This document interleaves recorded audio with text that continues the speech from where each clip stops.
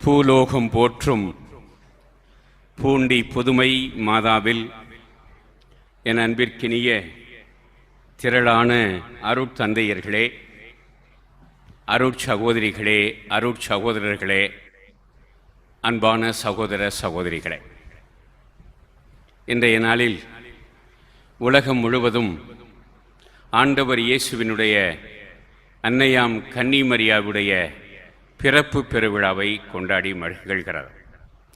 அவர் இந்த உலகில் மனித குழந்தையாக அன்னை மரியா பிறந்ததை நாம் இன்றைய நாளிலே கொண்டாடுகிறோம். மனித பிறப்பு என்பது ஒரு முக்கியமான பிறப்பு. மனித பிறப்பு என்பது கொடுத்து வைத்திருக்க வேண்டும். இந்த மனித பிறப்பு அரிதானது. அதனால்தான் ஔவை பிராட்டி அரிது அரிது மானிடராய் பிறத்தல் அரிது என்று சொன்னார். காரணம், தொல்காப்பியருடைய வரிசைப்படி உலகிலே தோன்றியிருக்கக்கூடிய உயிர்கள் 6 வகை உயிர்கள். மனிதன் 6வது உயிர். எனவேதான் அவன் 6 உயிர் என்று அழைக்கப்படுகிறான். மற்ற உயிர்கள் 5 வகையாக இருக்கின்றன. ஓரறி உயிர், ஈரறி உயிர், மூவரி உயிர், 4 உயிர், 5 உயிர் என்று 5 வகை உயிர்கள் இருக்கின்றன. இந்த உயிர்களை ஏன் அறிவு உயிர், ஓர் அறிவு உயிர் என்று அழைக்கிறார்கள் என்றால், ஒவ்வொரு உயிரும் அறியும் ஆற்றல் பெற்றிருக்கிறார். ஓரறி உயிர் அவை எவை? செடி, கொடி, மரம் ஆகியவை. இவை எப்படி அறிந்து கொள்கின்றன? இவற்றிற்கு உடம்பு மட்டும்தான் இருக்கிறார். இந்த உடம்பை வைத்து அவை அறிந்து கொள்கின்றன. ஒரு உதாரணம், தொட்டாச்சினிங்கி மரம். நீங்கள் தொட்டீர்கள் என்றால் அந்த மரத்தினுடைய கிளைகள் எல்லாம், இலைகள் எல்லாம் மூடிக்கொள்ளும். எனவே மரத்திற்கும் உயிர் இருக்கிறது, அது அறிந்து கொள்கிறார். ஈரறி உயிர் என்பது இந்த மெய் உடம்போடு நாக்கையும் கொண்டது. உடம்பு, நாக்கு இரண்டையும் கொண்ட உயிர்கள். ஒரு சில உதாரணம், நீர் நிலத்திலே வாழ்கிற நத்தை, முரல் போன்ற உயிரினங்கள். மூவரி உயிர் என்பது இந்த உடம்பு, நாக்கு, அதோடு மூக்கு, இந்த 3ஐயும் கொண்டிருக்கக்கூடிய உயிரினங்கள். அவை கரையான், ஈசல், தாம்பளப்பூச்சி ஆகியவை. 4 உயிர் என்பவை இந்த மெய், நாக்கு, மூக்கோடு கண்ணையும் கொண்டது. எனவே இந்த 4 உறுப்பின் வழியாக அறியக்கூடிய ஆற்றல் பெற்றவை. அவை நண்டு, வண்டு, தேனி, குளவி போன்றவை. 5 உயிர் என்பது இந்த மெய், நாக்கு, மூக்கு, கண்ணோடு காது, செவியையும் கொண்டது. 4 கால்கள் உடைய மிருகங்களுக்கு பூராம் இந்த 5 அவயங்களும் இருக்கின்றன. எனவே இப்படி உயிர்கள் 5 வகை உயிர்களாக இருக்கின்றன. ஒன்றொன்றையும் வரிசைப்படுத்தி பார்த்தீர்கள் என்றால், ஓரறி உயிர் 28 வகை, ஈரறி உயிர் 29 வகை, மூவரி உயிர் 30 வகை, 4 உயிர் 31 வகை, 5 உயிர் 32 வகை. மொத்தம் கூட்டி பார்த்தீர்கள் என்றால் 150 வகை உயிரினங்கள் இருக்கின்றன. இவற்றில் ஒன்றாக கடவுள் நம்மை படைக்கவில்லை. 6 உயிர் உடைய மனிதனாக படைத்திருக்கிறார். இதிலே என்ன சிறப்பு என்றால், இந்த 5 உயிரும் 5 வகை உயிரினங்கள் ஒன்று மற்றொன்றுக்காக கொல்லப்படலாம், இரையாகலாம். ஆனால் மனிதன் மட்டும் யாருக்கும் இரையாகக்கூடாது. காரணம், இவன் உயர்ந்தவன். விவிலியம் ஏன் என்று சொல்லுகிறது? தொடக்க நூல் 1:27 கடவுள் மனிதரை படைத்தார், ஆணும் பெண்ணுமாக படைத்தார், அவர்களை தம் உருவிலும் சாயலிலும் படைத்தார். அவருடைய சாயலில் படைக்கப்பட்ட காரணத்தினால் கடவுளுக்கு இருக்கக்கூடிய மதிப்பும் மனித அபிமானமும் மனிதனுக்கும் கொடுக்கப்பட வேண்டும். எனவே மனிதன் யாருக்காகவும் கொல்லப்படக்கூடாது. எனவே மனிதன் உயர்ந்தவன். எனவே இப்பேற்பட்ட மனித உயிர் அரிது அரிது மானிடராய் பிறத்தல் அரிது, அதனினும் கூன் குருடு செவிடு பீடு நீங்கி பிறத்தல் அரிது என்றார் அவை. கூன் குருடு, கூன விழுகிறது, நொண்டி, குருடு கண் தெரியாமல் போவது, காது செவிடாய் போவது, இப்படி உடல் ஊனங்கள். நிறைய உடல் ஊனமுற்றவர்கள் இருக்கிறார்கள். மனிதர்களாக பிறந்தார்கள், ஆனால் அவர்களுக்கு உடல் ஊனம் இருக்கிறார். இது ஒரு வகை. இது மட்டுமல்ல, பீடு நீங்கி பிறத்தல் அரிது. பீடு என்பது புத்தி மங்கி போவது, அறிவு வளர்ச்சி இல்லாமல் குழந்தைகள் பிறந்து விடுவது. அப்பேற்பட்ட குழந்தைகள் இருக்கின்றன. எனவே மூளை வளர்ச்சி இல்லாத குழந்தைகள், அதனைத்தான் பீடு என்று சொல்லுகிறார். பீடை என்றும் நாம் சொல்லுவோம். எனவே உடல் ஊனம், உள்ள ஊனம், மூளை வளர்ச்சியின்மை, இப்படி ஊனமுற்றவர்களாக பல பேர் இருக்கிறார்கள். ஆனால் 90% மேல் கடவுள் நல்ல உடல் கூறுகள் கொண்ட, முழு சுகம் கொண்ட மனிதர்களாக கடவுள் படைத்திருக்கிறார். எனவேதான் அவை பிராட்டி சொன்னார், அரிது அரிது மானிடராய் பிறத்தல் அரிது, அதனினும் கூன் குருடு செவிடு நீங்கி பிறத்தல் அரிது, கூன் குருடு செவிடு பீடு நீங்கி பிறந்த காலை கல்வியும் ஞானமும் நயத்தல் அரிது, கல்வியும் ஞானமும் நயந்த காலை தானமும் தர்மமும் செய்தல் அரிது என்று சொன்னார். எனவே ஊனம் இல்லாதவர்களாக பிறப்பது மட்டுமல்ல, கல்வியும் ஞானமும் உடையவர்களாக மாற வேண்டும். அது மட்டுமல்ல, கல்வியை பெற்று தான் மட்டும் சம்பாதித்து தான் மட்டும் அனுபவித்தால் அதனால் பயனில்லை. எனவே தானமும் தர்மமும் செய்ய வேண்டும். தானமும் தர்மமும் செய்கிற பிறப்பு இருக்கிறதே, அதுதான் உயர்ந்த பிறப்பு என்று அவை பிராட்டி சொன்னார். இப்பொழுது அன்னை மரியாவுக்கு வருவோம். அன்னை மரியாவை கடவுள் இப்படி அனைத்து அருள் நலன்களாலும் ஆசீர்வதித்து அவரை இந்த உலகிலே பிறக்கச் செய்தார். பொதுவாக மனித பிறப்பை பற்றி பல்வேறு கருத்துக்கள் இருக்கின்றன. கவிஞன் சொன்னான், இது ஒரு விபத்து, தந்தை தவறு செய்தான், தாயும் இடம் கொடுத்தாள், வந்து பிறந்து விட்டோம், ஒரு பந்தம் வளர்த்து விட்டோம் என்று கவிஞன் பாடினான். அவனை பொறுத்த அளவில் இது ஒரு விபத்து. அதே கவிஞன் வாழ்க்கையை வியாபாரம் என்று சொன்னான். வாழ்க்கை என்பது வியாபாரம், வரும் ஜனனம் என்பது வரவாகும், மரணம் என்பது செலவாகும் என்றான். எனவே வாழ்க்கை என்பது ஒரு விபத்து அல்லது வியாபாரம், அப்படி அல்ல. பிறப்பு என்பது ஒரு நிகழ்வு, கடவுள் விரும்பி நிகழ்கிற ஒரு நிகழ்வு. இது ஒரு இன்சிடென்ட் அல்ல, இது ஒரு ஈவெண்ட், இது ஒரு நிகழ்வு. இதனைத்தான் பழைய ஏற்பாட்டிலே எரேமியாவும் எசையா இறைவாக்கினரும் அழுத்தம் திருத்தமாக சொல்லுகிறார்கள். நீ உன் தாயின் வயிற்றில் பிறக்கும் முன்பே நான் உன்னை அறிந்திருந்தேன், என் உள்ளங்கையில் உன்னை பொறித்து வைத்திருக்கிறேன் என்று கடவுள் சொல்லுகிறார். என்னுடைய குருமானவர்களுக்கு நான் சொல்வதுண்டு, நான் பாடம் நடத்தி என்னிடம் குருமானவர்களாக இருந்தவர்களில் 4000 பேர் இன்று உலகத்தின் பல்வேறு இடங்களிலே குருக்களாக பணியாற்றி கொண்டிருக்கிறார்கள். எனவே அவர்களுக்கு சொல்வது உண்டு, நீங்கள் உங்கள் பெற்றோருடைய திட்டத்தில் இடம்பெற்றிருக்கிறீர்களோ இல்லையோ, கடவுளுடைய திட்டத்தில் இடம்பெறாமல் யாரும் மனிதராக பிறக்க முடியாது. எனவே கடவுளுடைய திட்டத்தில் நாம் இடம்பெற்றிருக்கிறோம்.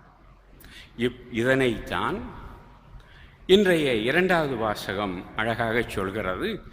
கடவுள் நம்மை முன்குறித்து வைத்தார். அவருடைய அந்த மாஸ்டர் பிளான், அவர் உலகத்திற்கென்று போட்டு வைத்திருக்கக்கூடிய பல 1000 ஆண்டுகளுக்கான அந்த மாஸ்டர் பிளானில் நாம் எல்லாம் ஒவ்வொரு காலகட்டத்தில் ஒரு இடத்தில் இருக்கிறோம். அவருடைய திட்டத்தில் இடம்பெறாமல் யாரும் பிறக்க முடியாது. எனவே பிறக்கிற யாரையும் அவர் அனாதைகளாக விட்டு விடுவதில்லை. அவர்களை வரலாறு படைக்க வைக்கிறார். காரணம், இறைவன் வரலாற்று நாயகன், இந்த உலக வரலாறை எழுதுகிறவர். எனவேதான் அவர்தான் மிகப்பெரிய வரலாற்று ஆசிரியர் என்று நான் கூறுவதுண்டு. எனவே அத்தகைய வரலாற்று ஆசிரியராக இறைவன் இருக்கிறார். அவர் நம்மை வைத்து இந்த உலக வரலாறை எழுத வைக்கிறார். மீண்டும் என்னுடைய மாணவர்களுக்கு நான் சொல்வது உண்டு, நாம் பிறந்த பொழுது இந்த உலகம் எப்படி இருந்ததோ அப்படி நாம் இறக்கும் பொழுது இருக்கக்கூடாது என்று சொல்வதுண்டு. இப்பொழுது என்னுடைய துறவற குருக்கள் அவர்கள் பல சபைகளிலிருந்து என்னுடைய மறை மாவட்டத்திற்கு பணியாற்ற வருகிறார்கள். 5 ஆண்டுகள் பணியாற்றி செல்வார்கள். அவர்களிடம் நான் இப்பொழுது சொல்வதுண்டு, நீங்கள் உங்கள் பங்கிற்கு வருகிற பொழுது உங்கள் பங்கு அல்லது நிறுவனம் எப்படி இருந்ததோ அதே போல் நீங்கள் போகும்போது இருக்கக்கூடாது. இந்த 5 ஆண்டுகளில் அது ஒரு அடி வளர்ந்திருக்க வேண்டும், வளர்ச்சி கண்டிருக்க வேண்டும் என்று சொல்வதுண்டு. எனவே நாம் இந்த உலகில் பிறக்கிற பொழுது இந்த உலகம் இருந்தது போல இருக்கக்கூடாது. நான் இறக்கும் பொழுது என் காரணமாக இந்த உலகம் ஒரு சில அடிகள் முன்னேறி இருக்க வேண்டும், ஒரு சில 100 நபர்கள் வளர்ந்திருக்க வேண்டும், வாழ்ந்திருக்க வேண்டும். அப்பொழுதுதான் இந்த வாழ்வு அர்த்தமுடையதாக இருக்கிறார். அன்னை மரியாவுடைய பிறப்புக்கு வருவார். நம்முடைய திரு அவையிலே நிறைய புனிதர்களுக்கு விழா எடுக்கிறோம். எந்த நாளை அவர்களுடைய திருவிழாவாக நாம் கொண்டாடுகிறோம்? அவர்களுடைய இறப்பு நாளை தான் நாம் அவர்களுக்கு திருவிழாவாக கொண்டாடுகிறோம். ஆனால் திரு அவையில் மூவருடைய பிறப்புக்கு மட்டும் விழாக்கள் கொண்டாடப்படுகின்றன. ஒன்று, ஆண்டவர் இயேசுவினுடைய பிறப்பு. தச்சனுக்கு பிள்ளை என்றும் தாயரு ஒருத்தி கன்னி என்றும் இச்சனங்கள் சொன்னாலும் தெய்வ திருக்குமரா தாலேலோ என்று இயேசு காவியத்திலே கவிஞர் தாலாட்டு பாடுகிறார். எனவே ஆண்டவர் இயேசு தெய்வ திருக்குமாரன், உலக இரட்சணியத்தை கொண்டு வந்தவர், இரட்சகர், மீட்பர், உலக நாயகர். எனவே அவருடைய பிறப்பை கொண்டாடுவது மிகவும் பொருத்தம். இன்னும் இந்த உலக வரலாற்றை 2ஆக பிரித்தது அவருடைய பிறப்பு. கிமு கிபி என்று, கிறிஸ்துவுக்கு முன் கிறிஸ்துவுக்கு பின் என்று நாம் உலக வரலாற்றை எழுதுகிறோம். எனவே கிறிஸ்துவினுடைய பிறப்பு கொண்டாடப்பட வேண்டிய பிறப்பு. காரணம், அது கடவுளின் பிறப்பு. கடவுள் மகனாக மனிதனாக பிறந்தார். 2ஆவதாக அவருடைய அன்னையின் பிறப்பு. இயேசுவின் பிறப்பை டிசம்பர் 25ஆம் தேதியும் அன்னை மரியாவுடைய பிறப்பை செப்டம்பர் மாதம் 8ஆம் தேதியும் கொண்டாடுகிறோம். இன்னும் ஒருவர் இயேசுவினுடைய உறவினர், 6 மாதம் மூத்தவர், அவரை உலகிற்கு மெசியாவாக அறிவித்தவர். இதோ இறைவனின் செம்மறி, உலகின் பாவங்களை போக்குகிறவர் என்று சுட்டி காட்டிய ஸ்நாபக அருளப்பர் திருமுழுக்கு யோவான். இந்த திருமுழுக்கு யோவானுடைய பிறப்பை ஜூன் மாதம் 24ஆம் தேதி கொண்டாடுகிறோம். இப்படி திரு அவையிலே மூவருக்குத்தான் இந்த பிறப்பு பெருவிழா கொண்டாடப்படுகிறது. அன்னை மரியாவினுடைய பிறப்பு, நான் சொன்னதனுடைய அடிப்படையில் அவர் ஒரு முழு மனிதனாக, முழு பெண்மணியாக, இறைவனுடைய ஆசிரை முழுமையாக பெற்றவராக, இறைவனுடைய இந்த மானுடத்திற்கான திட்டத்தில் பங்கேற்ற ஒரு பெண்மணியாக அவர் வாழ்ந்தார். எனவேதான் அவர் பிறப்பு கொண்டாடப்படுகிறார். முன்னுரையிலே பேரொரு தந்தை பிலமின் தாஸ் சொன்னார்கள், நம்முடைய பிறப்பை நம்முடைய குடும்பம் வேண்டுமென்றால் கொண்டாடலாம், ஆனால் அன்னை மரியாவுடைய பிறப்பை உலகமே கொண்டாடுகிறது. காரணம், உலகம் முழுவதும் அவருடைய பிறப்பால் பலனடைந்தது. அவர் பிறந்து வளர்ந்து கடவுளுடைய திருக்குமாரனை பெற்றெடுத்து இந்த உலகிற்கு கொடுத்தார். அதனால் இந்த உலகிற்கு இரட்சணியம் வந்தது, மீட்பு வந்தது. எனவே அவருடைய பிறப்பு கொண்டாடப்பட வேண்டிய ஒன்றாக இருக்கிறார். அன்னை மரியாவுடைய பிறப்பு எப்பொழுது முன்னறிவிக்கப்பட்டது என்று சொன்னீர்கள் என்றால், பழைய ஏற்பாட்டிலிருந்து நாம் 2 குறிப்புகளை சொல்லலாம். ஒன்று, தொடக்க நூல் 3:15. ஆதாமும் ஏவாளும் பாவம் செய்த பிறகு பாவம் செய்வதற்கு முன் இருந்த அவர்களுடைய நிலை மாறிப்போகிறது. அதுவரைக்கும் அவர்கள் கடவுளுடைய நண்பர்களாக இருந்தார்கள், கடவுளோடு கைகோர்த்து நடந்தார்கள், வாக்கிங் போனாங்க சேர்ந்து. ஆனால் பாவம் செய்தவுடன் ஓடி ஒளிந்து கொண்டார்கள். கடவுளை பார்ப்பதற்கு அவர்களுடைய கண்கள் கூசின. அவர்களால் கடவுளை சந்திக்க முடியவில்லை. அவர்களுடைய குற்ற உணர்வு. எனவேதான் கடவுள் அவர்களை அழைத்து, ஆதாம் எங்கே இருக்கிறார்? நான் நிர்வாணியாக இருப்பதால் நான் ஒளிந்து கொண்டேன் என்று சொல்லுகிறான். கடவுள் கேட்கிறார், நேற்று முந்தா நாளும் நிர்வாணியாக தானப்பா இருந்த, இன்னைக்கு எப்படி திடீர்னு உனக்கு நிர்வாணியாக இருப்பது தெரிகிறது? இந்த பாவம் தன்னுடைய இயல்பை சுட்டி காட்டுகிறது, குற்ற உணர்வு ஏற்படுத்தி விடுகிறது. எனவேதான் கடவுள், எனவே பாவம் செய்து விட்டார்கள், அவர்களை தண்டிக்கிறார். ஆதாமுக்கு என்ன தண்டனை கொடுத்தார்? நெற்றி வியர்வை நிலத்தில் விழ பாடுபட்டு உழைக்க வேண்டும். ஏவாளுக்கு என்ன தண்டனை கொடுத்தார்? நீ பிள்ளை பேறு பெறுகிற பொழுது பிரசவ வேதனையுற்று பிள்ளைகளை பெற்றெடுப்பாய் என்று சொன்னார். பாம்பை பார்த்து உன் வயிற்றினாலே ஊர்ந்து மண்ணை தின்பாய் என்று சொன்னார். இறுதியாக உனக்கும் பெண்ணுக்கும், உன் வித்துக்கும் அவள் வித்துக்கும் பகையை உண்டாக்குவோம், அவள் வித்து உன் தலையை காயப்படுத்தும் என்று சொன்னார். அதுதான் மீட்பின் அறிவிப்பு.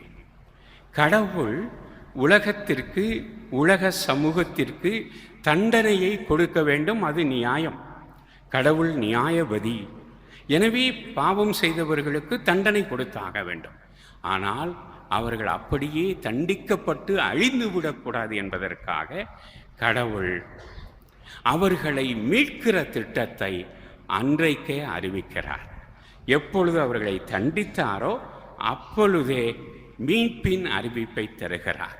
அதனால்தான் தொடக்க நூல் 3:15 புரோட்டோ எவாஞ்சலியம் என்று அழைக்கப்படுகிறார்.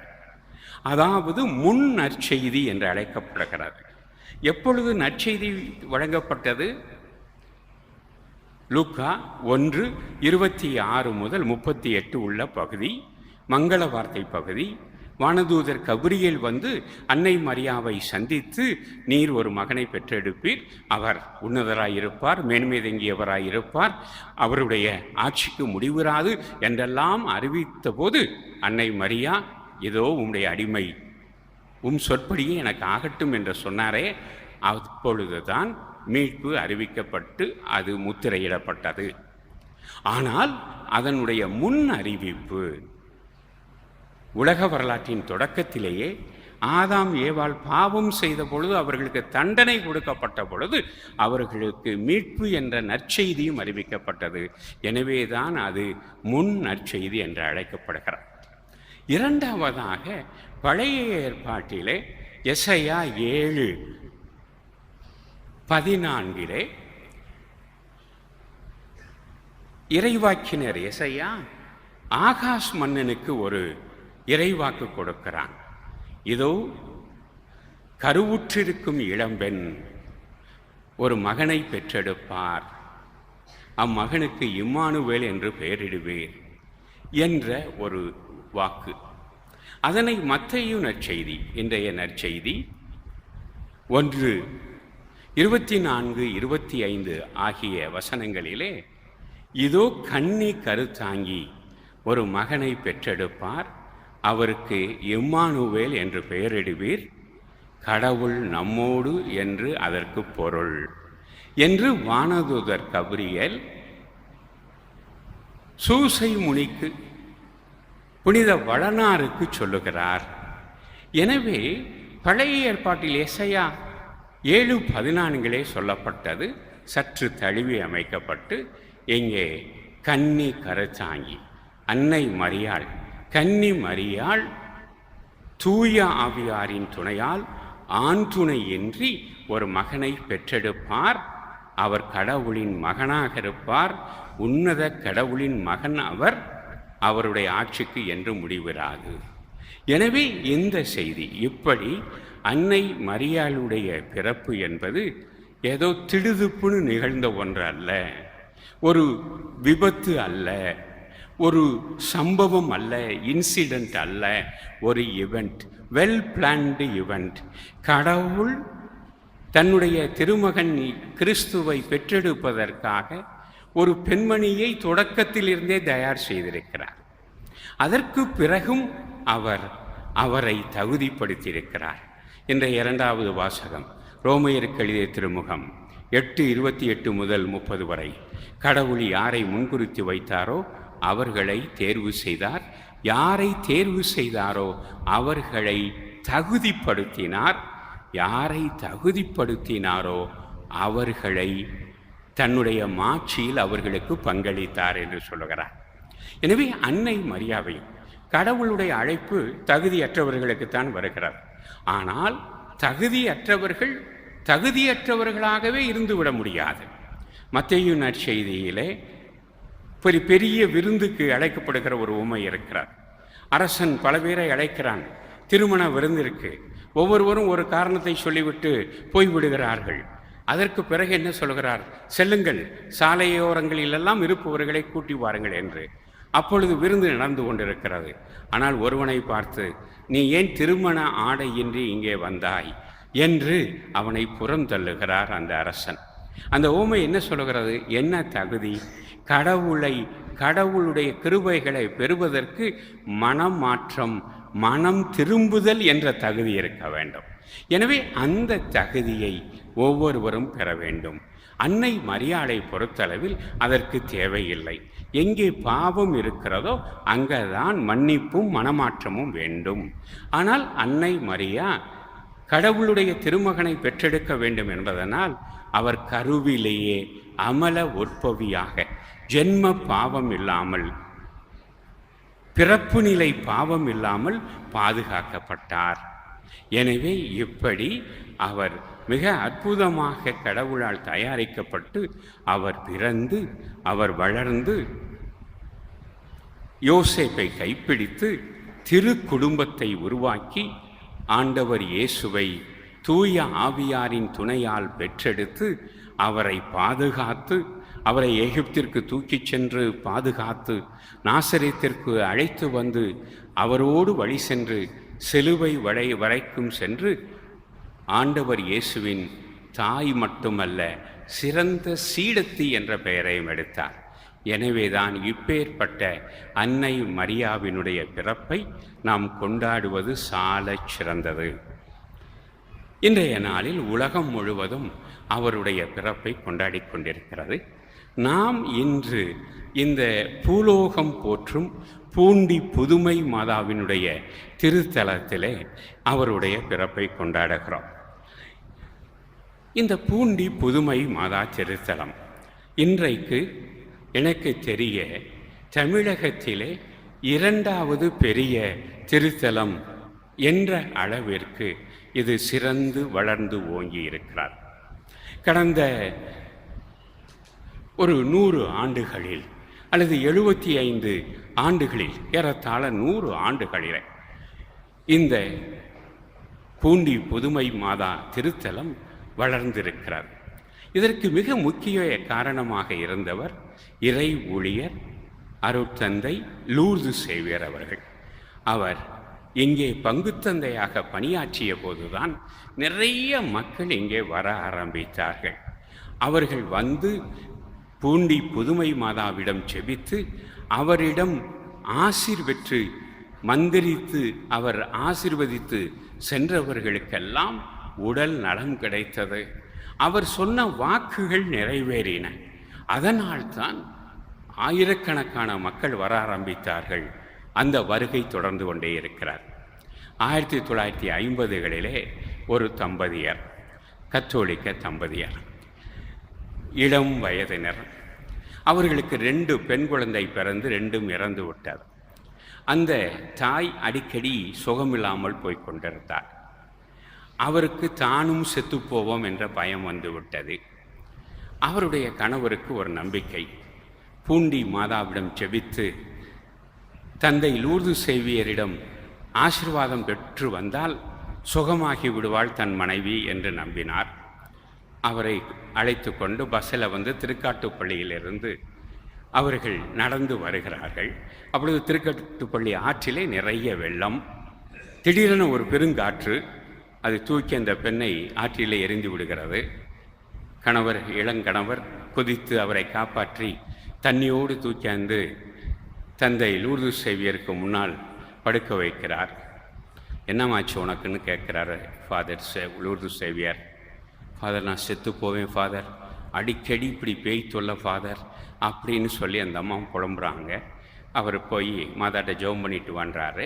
அதற்கு பிறகு அவரும் தலையில் கை வைத்து செவித்து விட்டு சொல்லுறார், நீ சாகலாம் மாட்ட, 2 பொம்பளை பிள்ளைய செத்து போச்சுன்னு கவலைப்படாத, நீ குடு கிளவி ஆய வரைக்கும் இருப்ப, உனக்கு ஒரு பிள்ளை பிறக்கும் அடுத்த வருஷம் அப்படின்றார். இந்த அம்மா கொஞ்சம் அறிவு புத்திசாலி. உடனே பிள்ளை பிறக்குமா சாமி, ஆம்பளை பிள்ளையா பொம்பளை பிள்ளையா அப்படின்னு கேட்டிருக்காங்க. உடனே அவர் சொல்லியிருக்காரு, ஆம்பளை பிள்ளை அப்படின்னு சொல்லியிருக்காரு. அப்படியா, என்ன பேரு சாமி வைக்க அப்படின்னு கேட்டிருக்காங்க. அப்போ அவர் சொல்லியிருக்காரு, மாதாவு ஆகஸ்ட் மாதம் 15ஆம் தேதி மோட்சத்திற்கு ஆரோபணமான நாள், முக்கியமான நாள். அதனால் மோட்ச ராக்கினி அன்னைக்கு பெயர், அந்த பையனுக்கு மோட்ச ஆனந்தம் என்று பெயர் வை என்று சொன்னார். அப்புறம் போனாங்க, ஒன்றும் நோய் இல்லை. அவர் சொன்ன மாதிரியே மறுவருடம் குழந்தை பிறந்தது, அதுவும் ஆம்பளை பிள்ளையாகவே பிறந்தது. அந்த பெண்மணி அவர் சொன்ன மாதிரி குடு கிளவியா 98 வயசு வரைக்கும் வாழ்ந்து இறந்தார்கள்.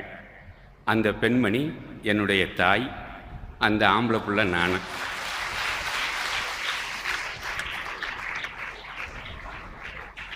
நான் திரும்ப நினைத்து பார்ப்பேன், சாமி சொன்னதில் ஏதாவது ஒன்று தப்பாக இருந்துச்சுன்னு வச்சுங்க, நம்பியிருக்கவே மாட்டாங்க. அதாவது பிள்ளை பிறக்கும்னாரு, என்ன பிள்ளைன்னு கேட்டதுக்கு ஆம்பளை பிள்ளைன்னு சொன்னார். அது பொம்பளை பிள்ளையாக இருந்தால் அது மட்டும் இல்லை, அவர்கள் குடு கிளவியாக அவர் சொன்ன அனைத்தும் நிறைவேறியிருந்தது. எனவே எப்படி சில இடங்களிலே கடவுளுடைய வாக்கு நம்மை வந்தடைகிறது, அது நம்மில் நிஜமாகிறது. இதே கேள்வியை தந்தை லூர்து சேவியரிடம் கேட்டார்கள். ஏன் ஃபாதர், கடவுள் எல்லா இடத்துலையும் தானே இருக்கார், தூணில் இருக்கார், துரும்புலையும் இருக்கார், அப்புறம் ஏன் வேளாங்கண்ணி பூண்டின்னு சில இடங்களுக்கு மட்டும் போகணும் அப்படின்னு கேட்டாங்க. அதற்கு அவர் சொன்னார், எப்பா நமக்கு கிணறு வெட்டுறோம், எல்லா இடத்துலையும் தண்ணி வந்துடுறது கிடையாது. சில இடங்களில் 60 அடி 70 அடி அப்படின்னா வெட்ட வேண்டியது இருக்குது. சில இடங்களில் 15 அடி 16 அடியில் தண்ணி கொப்பளிச்சுட்டு வந்துடுது, நிறைய வந்துடுது. அது மட்டும் இல்லை, சில இடங்களில் உப்பு தண்ணியாக போயிடுது, சில இடங்களில் நல்ல குடி தண்ணியாக இருக்கிறது. இப்படித்தான் கடவுளுடைய அருள் சில இடங்களிலே சிறப்பாக செயல்படுகிறது. கடவுள் சில இடங்களில் சிறப்பாக செயல்பட அவரை தெரிவு செய்கிறார் என்று சொன்னார். அந்த வகையிலே தான் நான் பார்க்கிறேன். எனவே நானும் இப்படி ஏதாவது ஒரு நாள் இப்படி இந்த நாள் வருமா என்று நினைத்து கொண்டிருந்தேன். இப்படி உங்கள் மத்தியிலே இந்த தந்தை லூர்து சேவியர் இறை ஊழியருடைய அந்த வாக்கு, அவருடைய வார்த்தைகள் நிஜமானது. அவர் இங்கு பணியாற்றிய பொழுது பூண்டி புதுமை மாதா செய்த நன்மைகள், புதுமைகள் அவை இன்னும் தொடர்ந்து கொண்டே இருக்கின்றன. இந்த வரலாறு தொடரும். எனவே இறை ஊழியர் அருட்தந்தை லூர்து சேவியர் அவர்கள் புனிதராக உயர்த்தப்பட்டு அவருக்கு வரலாறு எழுதுகிற பொழுது லூர்து சேவியருடைய வரலாற்றில் ஏதோ ஒரு இடத்தில் லூர்து ஆனந்தம் வரலாறும் இருக்கும் என்று நான் நம்புகிறேன். காரணம், கடவுள் கொடுப்பதை யாரும் தடுக்க இயலாது. எனவே இறைவனுக்கு நன்றி கூறியவர்களாக, அன்னை மரியாவினுடைய பிறப்புக்காக நன்றி கூறி, அவருடைய பிறப்பு வழியாக வந்த மீட்பில் நாம் பங்கு பெற்று என்றும் அருளும் பொருளும் வாழ்வும் நிறைவும் பெற்று வாழ பூண்டி புதுமை மாதா நமக்காக செபித்து நமக்கு பெற்று தருவாராக. ஆமேன்.